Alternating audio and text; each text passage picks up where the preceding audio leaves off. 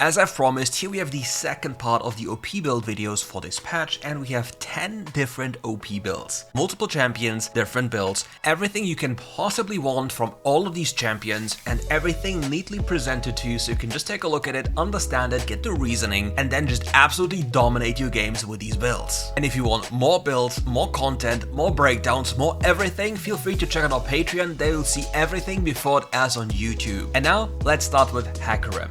Here we have the Manamune build, which is paired up with Phase Rush. It's the full damage thing where you just go fast, go in, kill, leave, repeat. And for this, we start with a longsword for an accelerated jungle clear, we go for lucidity boots, or we rush a Trinity Force, it really depends on the game state. Then we go for Shojin to have even more power early on, and then we transition into a Manamune. You might be wondering why the Manamune comes in so late, but it doesn't really matter because you'll stack it up anyway. However, with an earlier Shojin, you have a clearly more defined power spike in the earlier stages, which then allows you to go for the scaling item a little bit later. It sounds really weird, but that's just how it works. For the other items you'll dip into later on, you basically decide what type of damage you're facing, then you go for more, for example Death Stance, pick up a Starex, and go for Guardian Angel.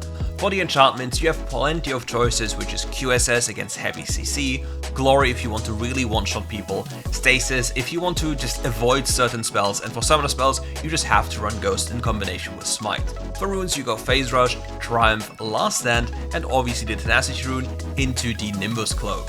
Nimbus Cloak will work very well with your Ghost, granting yourself even more damage, and your entire gameplay loop is, as I've said earlier, going in, going out, and repeating the same over and over again. And exactly for this kind of gameplay, we really need a lot of cooldown reduction because we need to go in for frequent trades. We don't have any cooldowns, then we can't really go in, but if we have cooldowns, we can do whatever we want because we are basically immortal. The next build is an absolute Bruiser variant of this build. Here we have a starting item with Longsword as per usual, then we rush Plated Steel Caps or Merc Threads depending on what we are facing, go for Divine Sundra, Black Cleaver and Death Stance if we are facing full AD. Keep in mind this is for a full AD, so if we face AP it's going to be different, but still, this is going to be roughly the build we are going to go for. Then we'll go for Starex Gauge into obviously Thornmail. And for the boot enchant, we'll go for the Gargle or Stoneplate enchant, and with that we are basically immortal as well. But compared to the other build, we are more of a champion that stays inside of a fight rather than going in and out. So we are continuously staying in a fight, utilizing all these Spellblade procs we have for infinite sustain, and we basically only leave if we are about to die or if the fight is over. We'll also be running Ghost and Smite as per usual, but for our runes we are going to take Conqueror, Triumph, Giant Slayer, Bloodline, and the Overgrowth rune. As a gentle reminder, if you face full damage or full AD compositions, you can look into buying Death Stance and having Triumph as a double constellation.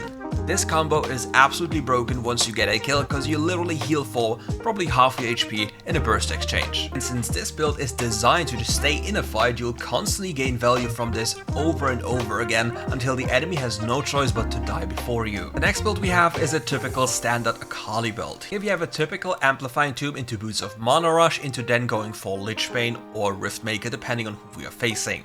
After this, we usually go for Prophet's Pendant and sit on the pendant, and then go for Rabadon Staff Cap. After you've completed the Rabadon Staff Cap, you will then complete the Infinity Orb.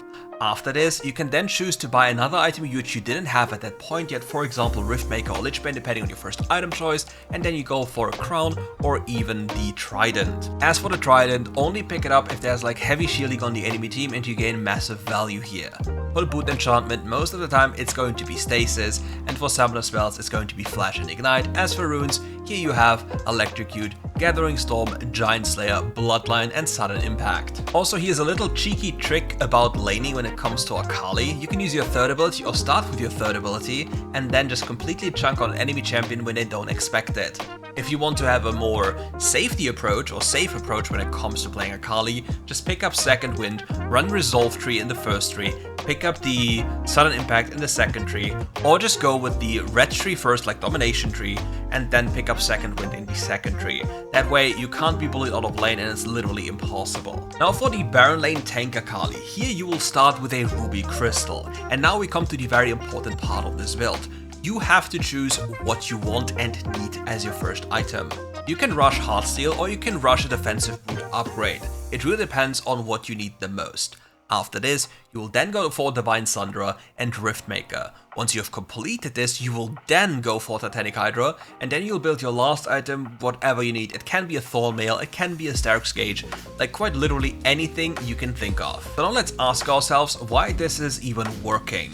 Akali has 80 scalings on her spells, and all these items provide her with HP and some AD, as well as AP, and then convert all of this HP into AD with the power of Titanic Hydra. You can even skip Divine Sunderer and go for Titanic Hydra immediately after Heartsteel and Boots, and that way you have an earlier clearly defined power spike around Titanic, but you lack the sustain from Divine Sunderer. To put even more emphasis on the craziness of this build, you'll run Phase Rush, Item Crafting, Transcendence, Demolish, and Second Wind. Alternatively, you can run Grasp of the Undying, Nullifying Orb, Second Wind, and Overgrowth or Perseverance. And for your last rune, you would then probably run Demolish as well, just to take down towers for the fun of it. Okay, we are all familiar with the typical Talon builds, but what about the crit Talon build? You'll start with a longsword, go into Gluttonous Grease to have infinite sustain during the jungle, and then you go into lethality items. You'll go with the Humus Ghostblade, then most of the time you need an actual Edge of Night, otherwise you just get denied brutally, and then you go into crit items. Since your first ability in melee range will always crit, the Infinity Edge bonus damage is going to be absurdly high. And afterwards you go for Mortal Reminder to double dip into the lethality you already have from your lethality items, and then you go for Bloodthirster to have even more sustain. And for your items or boon enchantments, you'll go for Protobelt to proc an enemy crown, for example, or for QSS. And for your summoner spells, you go for Flash and Smite, or the version I personally like the most, it's Ignite and Smite, which makes early game a lot more potent. Now for the runes, you can basically choose a lot of things. Into tank champions, you can go for Conqueror. Into typical matchups, like when you can go full damage anyway, you just go for First Strike. Then you pick up Gathering Storm, Giant Slayer, Bloodline for even more sustain, and most importantly, Sudden Impact. But there's one thing you can do if the enemy team is full AD, you can add Death Stance into your build and take Triumph as well. This will allow you to actually full heal in a fight multiple times, as your champion loves to go in, take a brunt of damage, and then disappear again. But with the benefits of Death Stance as well as Triumph, you might just get full healed and can even stay in a fight if you truly have to. Now let's move over to Karma, one of my most favorite champions. You'll start with Relic Shield for laning dominance as well as extra HP. Choosing when you can go for last hits and determining where the wave is going to be is very important for the support role, especially in duo. The first item you're going to rush are Boots of Mana. You want the infinite mana sustain as well as the pen from the item, which makes it unbelievably OP for the first item slot. Then afterwards, for your core items, you'll go for Luden's Echo, since it's the best item you can get as a first item pickup, and then you have to choose. Do you want to go for the supportive build, which is going to be Harmonic Echo, or do you want to go for more damage and utility, which is going to be Horizon Focus? Once you've dealt with that, you go into Rabadon's Death Cap, and if the enemy team has a lot of threats, you might even go for Crown of the Shattered Queen as a second item, but most of the time you'll be completely fine with either Harmonic Echo or Horizon Focus. Now with Rabadon's Death Cap in your pocket, you're going to go for Infinity Orb, and then after this you go for Crown. For the boon enchantments, you'll either go for the Veil enchantment to deny enemy engages, or you just go for the Meteor. Meteor is going to make even more of a difference, especially given how much pen you have and how much damage you will deal. And for summoner spells, just take Flash and Ignite. For runes, we go for the most toxic runes possible: Comet, Scorch, and Cheap Shot. Your first ability will proc all of these at all times and will almost always guarantee your Comet to hit an enemy champion, since your first ability is also a slow. The same also applies for your Empowered Second ability, making it impossible for the enemy to avoid the incoming damage, especially paired up with Meteor. And to make sure you have even lower item cooldowns, you just go for Ingenious Hunter, and for your last rune, you'll pick up Hex Flash to go for more engages or escape certain death. The next build we are going to tackle is going to be Tank Karma. Here we have a Relic start into a rushed Heartsteel. After this, we go for Plated Steel Caps, Frozen Heart, and then we can pick, for example, Thorn Mail or whatever we need. And to complete our build, into crit, we are going to go Randuin's Omen, or we just go for item like Protector's Vow. Keep in mind, this build is entirely designed to be built into full AD comps. And most importantly, you want to pick up the Stoneplate enchant to make yourself even more invincible. As for runes, take Glacial Augment, Font of Life, Bone Plating, Overgrowth for Perseverance, and take Hex Flash to be the primary engager for your team with the Empowered Second ability. To give you even more spice, we have a Tank Varus top build as well. You'll start with a Ruby Crystal and you'll rush defensive boots that allow you to kite even better. After this, you're going to invest into a Blade of the Rune King, Heartsteel, and Titanic Hydra, and here's the reason why you do this. Blade of the Rune King will make your lane presence even more powerful and will turn laning for the enemy champion into an absolute absolute nightmare. Blade of the Rune King does current percentage physical damage, which is very high at the very start of a fight. Your second ability has an execute modifier, which benefits from enemy missing HP, and therefore the high entry damage of Blade of the Rune King will allow you to execute them super early on with the bonus damage from your second ability plus your first ability. Next up after this, you'll pick up Heartsteel to get more tankiness because you have already all the damage you need from one item. Then you pick up Titanic Hydra to make even more use of the extra added HP you gained, and then you will transition into a Riftmaker.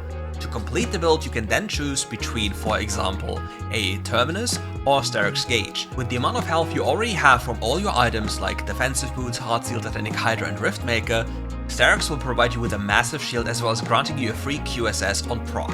And with Terminus, you'll have even more damage to just kill anything in your way. For Boots enchantments, you can just go for Stasis or QSS, go for Flash and Exhaust, and for runes pick up Lethal Tempo to dominate the lane or Phase Rush if you really need to, Brutal, Giant Slayer, and obviously Bloodline with the combination of Hack Slash to avoid any type of thing that might come your way. With the tank Varus out of the way, we now go for the on-hit AP variant of Varus. You start with a longsword, go for Glutton's Grease, and then you go into either Blade of the Rune King or Nash's Tooth. It really depends on what you want to go for. If you go for Nash's, you best believe you'll go for Rabadons later on, but if you go for Blade, you don't really need to have Rabadons. After this, you go for Terminus, then Riftmaker to have even more damage, and then afterwards, you go for Rise and Focus to even add more damage to the mix, and then you go for the Infinity Orb. Infinity Orb will make your spells crit, which also applies to your Blight stack, so you will literally one-tap anything that's in front of you. You'll have super high DPS with this build, but you'll be very fragile and you need a lot of assistance to not just simply die. So for summoner spells, take Flash and Exhaust and make sure to take Hack Slash. For the other runes, it's going to be Lethal Tempo, Brutal, Giant Slayer, and obviously Bloodline. This build is going to be super powerful if you have to kill multiple frontliners and you really need some more DPS outside of normal AP Varus. The normal AP Varus build is absolutely insane when it comes to one-tapping one target and removing it from a fight, but this version is even more insane when it comes to killing multiple targets in super high speed. Now for our last build, we go for an all-time classic Lee Sin with a Trinity Force. We start with a longsword, go into Glutton's Grease for infinite sustain during the jungle clear, don't go for other boots by the way. Then we go for our core items, which in this case is going to be Yumo's Ghostblade, probably the most powerful first item you can have in the jungle department, Trinity Force, and then most likely we need to have Death's Dance. After we have done this, we'll go for Steric's Gauge and then we'll invest into either Guardian Angel, Cyril's Grudge, or Mortal Reminder depending on what we truly need. Death's Dance is exceptional into physical damage, Steric's Gauge is an overall powerful item with an inbuilt QSS that you really want to have a look on, and Guardian Angel just makes you more powerful when it comes to going for insane 1v1 trades in teamfights, which you can just go in, get one kill and still get a reset, but keep in mind, people most of the time do completely forget that once the item is on cooldown, it has no value. So you rather sell this item for another item and then wait for it to be up again to repurchase it once again. As for your boot enchants, most of the time you will simply go with Brother Belt or with Stasis. For summoner spells, Flash and Smite, and for runes you can choose between First Strike and obviously Conqueror.